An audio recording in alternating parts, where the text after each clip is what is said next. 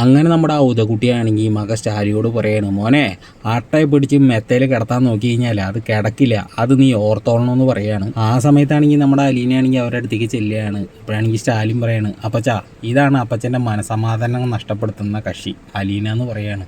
അത് കേട്ട വശത്തിനാണെങ്കിൽ അപ്പച്ചൻ മകൻ്റെ മുഖത്തേക്ക് നോക്കണ സമയത്ത് മകനാണെങ്കിൽ ഇങ്ങനെ തലയാട്ടാണ്.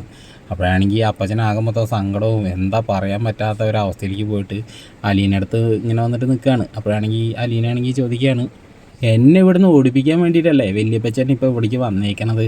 അപ്പോഴാണെങ്കിൽ വല്യപ്പച്ചൻ പറയണ്, അല്ല ഇതാര് പറഞ്ഞു, അത് കൊള്ളാം, അങ്ങനെയൊന്നും ഞാൻ മനസ്സുകൊണ്ട് കൂടി വിചാരിച്ചില്ല എന്ന് പറഞ്ഞിട്ട് വല്യപ്പച്ചനാണെങ്കിൽ തട്ടി വിടുകയാണ്. വല്യപ്പച്ചൻ അങ്ങനെ പറയണ സമയത്ത് അലീനയ്ക്കാണെങ്കിൽ ചിരിയും സന്തോഷമൊക്കെ കൂടി വരാണ് കേട്ടോ. അപ്പോഴാണെങ്കിൽ വല്യപ്പച്ചൻ പറയാണ്, നീ ശരിക്കും ചിന്നമ്മയുടെ അതേ പകർപ്പാ, ഇനി ചിന്നമ്മ എവിടെ പോയി എന്ന് ആലോചിക്കണ്ട, ചിന്നമ്മ ഇവിടെ തന്നെ ഉണ്ടെന്ന് പറയുന്നത്. പിന്നീട് നമ്മുടെ അലീനയാണെങ്കിൽ വല്യപ്പച്ചന് അടിപൊളിയായിട്ടൊരു ചായയൊക്കെ ഇട്ട് കൊടുക്കുകയാണ്. വല്യപ്പച്ചൻ ചായയൊക്കെ കുടിച്ചിട്ട് സൂപ്പർ ചായ എന്നൊക്കെ പറയാൻ കേട്ടോ സുഹൃത്തുക്കളെ.